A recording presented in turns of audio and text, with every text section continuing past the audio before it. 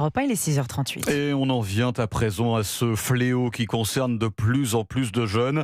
Près d'un lycéen sur deux a déjà une vapoteuse entre les mains.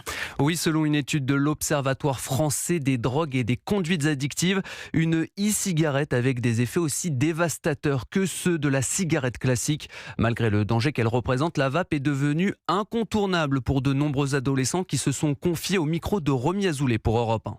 Des odeurs de pastèque et de barbe à papa flottent dans l'air. Dans ce parc, la vapoteuse est entre les mains de tous les lycéens. Séduits par le packaging, les couleurs flashy et les arômes. C'est rafraîchissant et c'est vraiment super sucré. Je l'utilise tout le temps, c'est comme si c'était un biberon. Assises sur un banc, Cassandra et Zoé recrachent leur nuage de fumée.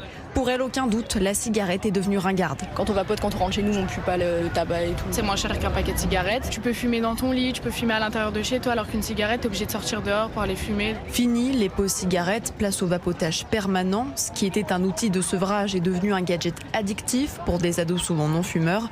Une habitude récréative dangereuse, alerte Hervé Martini, médecin addictologue. Ils n'ont pas besoin, en fin de compte, de ce produit-là. Chez les personnes qui sont non-fumeuses, vous allez entraîner une dépendance à la nicotine qui, elle, va entraîner des problèmes de tachycardie, problèmes d'anxiété, de dépression. C'est d'autant plus important chez les sujets jeunes. Après, vous avez de plus en plus d'études sur des risques pulmonaires, de bronchite, asthme, etc., qu'on voit avec les fumées de la vape. Les jeunes qui vapotent et qui n'ont jamais touché au tabac sont aujourd'hui 5 fois plus nombreux qu'en 2018. Romy Azoulay pour